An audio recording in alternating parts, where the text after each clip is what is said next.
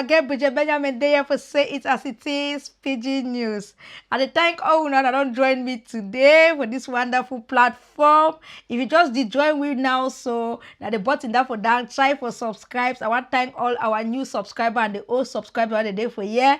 And I want to tell you now, say we get 2 new positive bloggers the way they don't join this our wonderful platform for YouTube where they do gossip blogging. We get our beautiful Solange, now Solange this, and then we get our beautiful princess, now princess that. Solange a platform that they call and say Treaty Center 237. Go I beg you go subscribe for there. Then you get this our beautiful princess where all wanna know now Princess Tyra. You get Keeping It Real 237. Then again you get Congo Sadon Boss, our Lady London. Lady London go for the do we gossip blogging at the moment. Lady go for the bring me nice topic for Congo Sadon Boss. So now Lady London that will the same. Now the wonderful women then this way they don't decide say they must bring positivity for Cameroon community. So when I clap for them, we'll go to bring when new ones every day. We'll get for keep the positive vibes me they go on. We'll get for keep the positive vibe me they go on. So now a beautiful girl this Bridget Benjamin. I know my beautiful face now. Over beautiful. So what I want to talk on today, I say now we say be our enemy oh. Who enemy now we say self. What would they talk most of the time then say we say now our enemy people they didn't understand. We'll be enemy among ourselves. You never give thing for person we do. I think she done for you and now. I got picking them for Cameroon where I employ them, they do certain work. But most of the time I be so discouraged because when I told somebody they do this, they will say light no day, do one no day, they never do that. So I prefer for take picking them for Indian. I prefer to begin for different countries. Cameroonians them will not feel work some work. You go open shop. I remember I open my shop for Yaoundé. Now only so thief this, thief that. You know fit ever do anything to people from Africa. We be our own enemy. To people those you know what employ people from Africa. You know what employ your own people. You know what do this. But at the end of the day, we are not honest. So I go show you now this video. When I watch this video, and I come back for me. We are our own enemies. We are the deadly virus infecting one another. I read an article that talks about a man said, I got the opportunity to meet 6 rich Ghanaian men and I asked them this question: why are they not building factories for the youth of this country to get a job to do? These 6 rich businessmen burst into laughter as if I have said something funny. Then one said, the people shouting, no food, no jobs are all thieves. The writer said, I said, really? I was shocked. And the man then went on, he said, I run a manufacturing business and trading business. He said, the biggest challenge in my manufacturing business is not electricity. It is not infrastructure. The biggest challenge is getting honest staff. Everyone we hire appears to be on a mission to steal as much as possible. They will inflate invoices, recording less than the actual number of units produced. The worst part of it all is that all the fraud we have uncovered is not done by a single person. It is usually many staff who collude with each other, from the production line to sales to finance and even to top management. The businessman said, there was a year I overhauled management 3 times. I now use Indian expatriate management. So competent, so honest, and so straightforward. I thought they were expensive at first with all the visa fees, accommodation, house staff, but now that the losses due to staff theft have been reduced to a minimum and efficiency increased, the Indian management has turned out to be cheaper than the previous African Ghanaian management. Now all sensitive positions involving money go to Indians. Africans are only allowed in non-sensitive positions. This is what the businessman further said. I used to criticize indigenous African companies like Dangote Group that hire so many Indians when there are many unemployed Africans. But now I understand their painful decisions. He said, my biggest challenge in the trading business is the same. In other words, he has a trading shopping business, and he said, it is getting honest staff. The form of trading occurs in open market and involves staff having access to huge sums of money running into few millions. I know how much I pay to security companies to provide the escort for the staff, not to prevent robbery, but to ensure that the staff will go straight to the bank and will not run away with the money. This money spent on security companies is even enough to be declared as profit. He said we have to spend a CCTV, biometric scanners, and other things that wouldn't be needed if the staff weren't looking for opportunity to steal. He said it got so bad at a point that my own criteria for employing a staff was no longer competence or certificate, but honesty. At least competence and skills can be learned, but once you are dishonest, you are dishonest. He said we always complain of the economy and how there are no jobs. I know people abroad who would have loved to set up job creating businesses in Ghana, but they can't because they can't get a trustworthy person to manage the business. He said, I know people in Ghana with so much money, they want to start factories and other job creating businesses, but they can't because they are occupied elsewhere and they can't get any trustworthy person to run the business. Instead of investing in the real sector and creating jobs, they would rather buy treasury bills and keep their money than opening a business to employ Ghanaians. He said Dangote can open a shop and businesses in every African country in this world, but the problem is that they can't find good people and honest people to manage. He said their biggest problem is top government officials, the dishonesty between government officials that is preventing Africa to become better. He says start a small farm and they start a small poultry farm and they will steal the eggs. He said if they don't steal the eggs, they will intentionally kill the chicken and the fowls, and then they will ask you if they can take it home. Start an entertainment center or a game center, and then the money will go into the pockets of the workers. He said the day the sales will go very high, that is when the business owner is there himself. He said they forget that they are eating your money, but they are also eating their future. Buy a car and let somebody run it as a taxi, and then they will finish you. Start a restaurant and the people will take half of the foodstuffs into their house for food. He said even the small business shops, the small kiosks in town people will still find a way to steal from the shop owners. The worst thing that happens is that they will make this code that that every person eats from where he works. They will justify the stealing. He said, I usually say the reason most Ghanaians haven't stolen billions of money is that they haven't gotten the opportunity. How can a businessman say that he managed his company and the Ghanaians he employed were running down the company? And they would rather prefer Indians to be top managers. And these Indians are managers that they are honest, they are straightforward.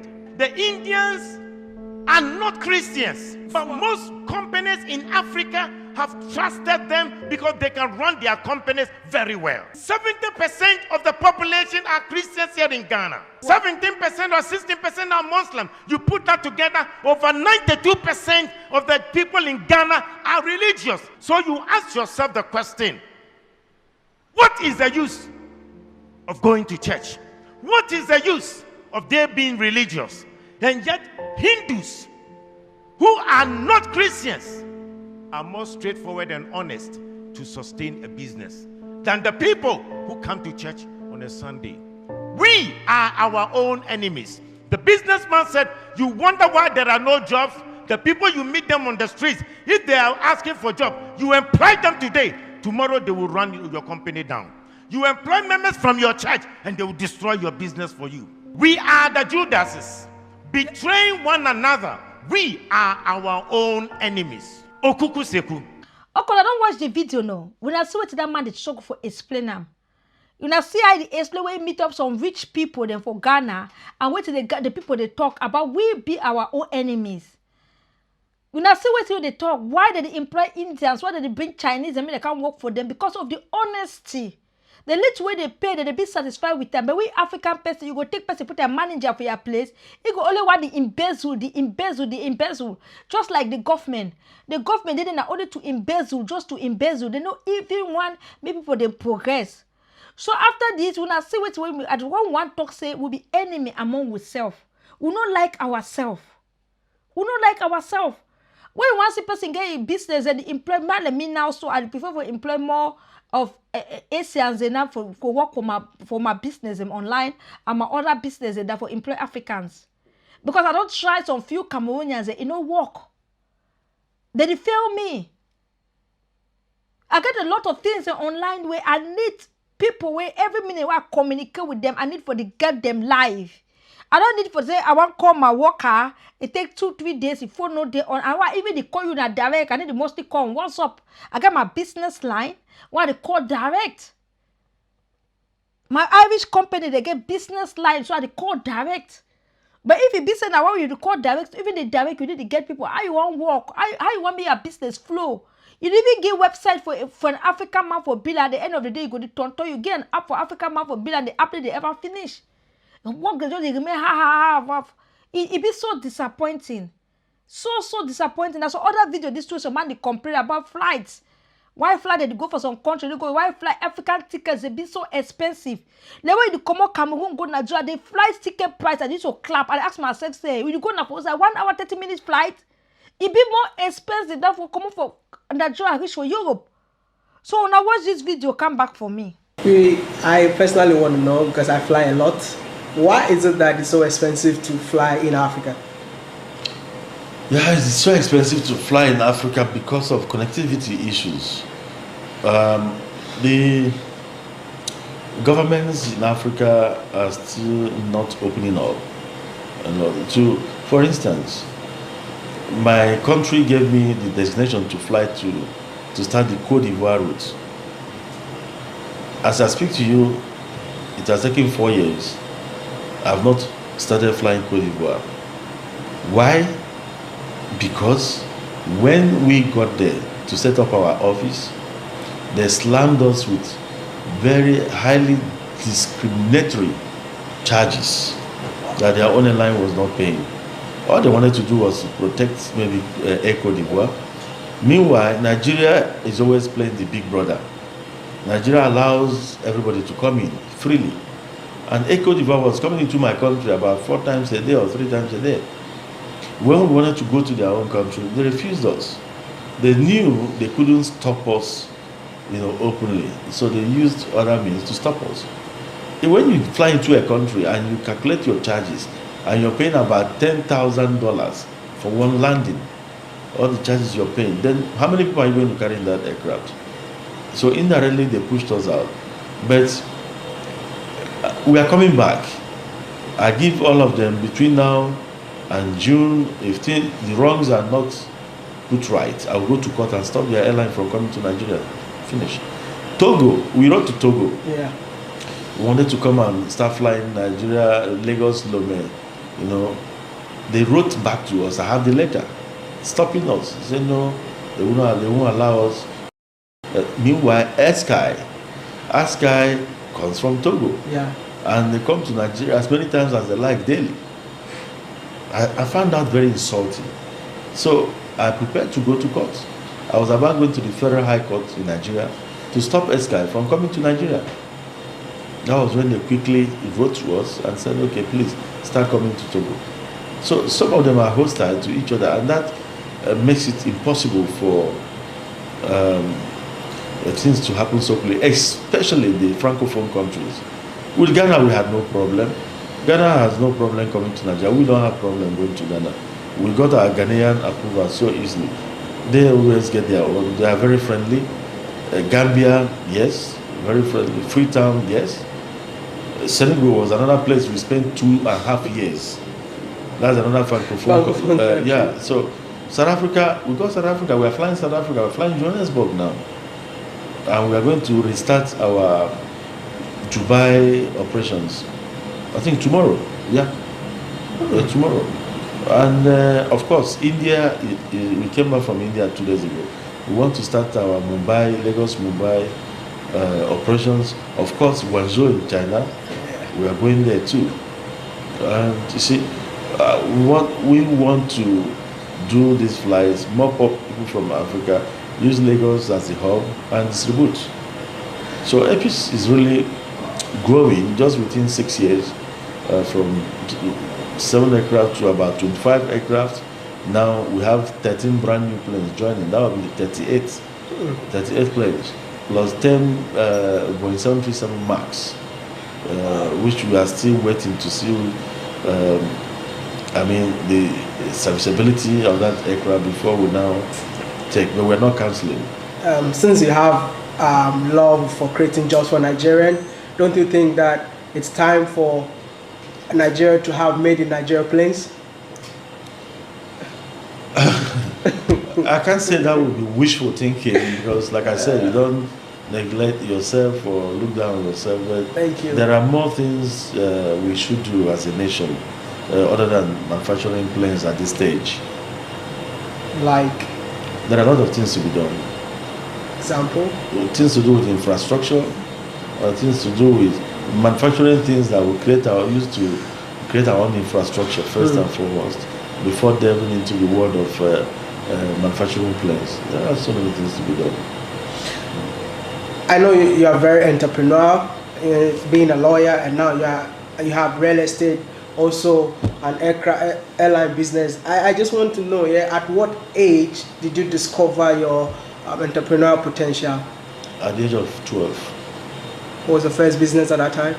Maybe hawking football on the streets. Do you think Africa is the future? Do you think Africa is the future? Africa is not only the future, Africa is now the only one. And we shouldn't look down on ourselves. This is where to be. The problem with Africa is African governments and the leadership here. Let nobody kid you. This is where to be. There is another scramble for Africa. The first scramble was in the 50s and the early 60s, the 40s and go. Another scramble is coming for Africa. The Africans should resist it. We should believe in ourselves. We don't understand what I struggle for tongue. Just see how we Africa, how we want go. We government embezzle. How we want for go. How we really want for go. It really be so horrible. And tomorrow we to say Africa no get money, Africans they get poor, poverty they African a lie. When I watch this small boy video to where he talk about Africans have been so rich. I just want when I watch these 3 videos and then when I understand what you mean I struggle for talk. And the last video do when I go watch and they come back for me. If anyone tells you that Africa is poor, tell that person that he does not know what he's talking about. Being an African is truly a blessing. But it doesn't change the fact that we are born in the midst of wicked and greedy leaders. Margaret Thatcher had been a prime minister of a developed country for 11.5 years. In 1993, her wealth was put at roughly $6 million. Kamuzu Banda's wealth was estimated at $320 million. That is 53 times the wealth of Margaret Thatcher. Kamuzu Banda was the prime minister of Malawi. An individual can invest so much money in a country that is considered to be the poorest country in the world. The next time someone tells you that Africa is poor, tell that person that is speaking in rubbish. He's speaking in nonsense and jargons. Africa is not really poor. We just have corporate thieves in Babariga and Agbada with kleptomania fingers who wants to steal our future. Oh, what am I even saying? They have stolen part of our future because they don't care for our lives. The Ambazonia war in Cameroon has claimed thousands of lives. Corruption in Uganda is characterized by grand scale of theft. Abacha loot that passed through London Bank was estimated at $1.3 billion. I'm not even talking about that passed through Swiss Bank. Abacha's family made a deal with the federal government to return $705 million in exchange for immunity. That money is nowhere to be found. A black man stole what belongs to his fellow black people and watched them suffer and blame the tragedy on the white people. And I wonder if our leaders are saving this money to buy a house in paradise, obviously a seat in hell. Please, we need to ask you African leaders, how were you able to sleep at night after committing all these atrocities? You sleep in mansions barricaded with iron bars and securities when the son of nobody is not secured in your country. Are you a leader from Cameroon or Ghana? You sit in top positions in Nigeria or Liberia. You are appointed to lead your people in Uganda or Sudan. You owe the citizens the responsibility of making them happy. Are you a leader in Benin Republic or Mali? Please, what does it take to invest in people's lives? The true mark of leadership depends largely on how many people that you have influenced their lives. Religious leaders also have their roles to play. Are you among those who collect bribes and enrich your pocket through your members? There is no difference between you and the leaders. What does it cost you African leaders to enrich people's lives? What does it cost you? If you like, live like Methuselah, your time will pass. What does it cost you? Our leaders now turns politics into a hotcake job that doesn't require ICGPA. All it requires is godfatherism and who you know. All I know is that one day, each and every one of us will be remembered for something. And I want to employ every African youth never to sell our future. Once again, the next time anyone tells you that Africa is poor, just show them a picture of one of your corrupt leaders and tell them this is the reason why they think Africa is poor. Because Africa is not poor. In all ramifications, we are rich, not just financially. See the beauty that's back through the faces of our women. Africa is rich. When I don't see what you mean at the struggle for tongue nano, just imagine. And tomorrow, we will just say Africa no get money. Africa na rich country, but we will not be honest to ourselves. Honesty don't disappear for Africans. Africans, they not be honest.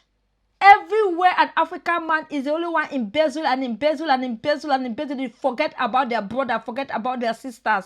We not be good for share. We not the share. Look for Europe here. You go here, they get the tax zone and the pay, they share for everybody. They give benefit for people that need work. They try me the country be stable. People that even the poor, me they not over poor. But Africa doesn't exist. One man the one take all the money put her for your pocket. Hi. God really punish we. Would he pray? Would he carry Bible? We pray past the white people. We'll get wicked heart. We'll black like how we had them black for inside. It is really horrible. When I see all these things that happen for Africa, I feel pity. I really feel pity for the country. I just pray me God to touch our heart. That prayer, that Bible, the whole we better than for we for the whole Bible. We will not be honest to ourselves. We better pray for honesty than for the whole Bible for no good reason. So I go leave all now for now. Au revoir.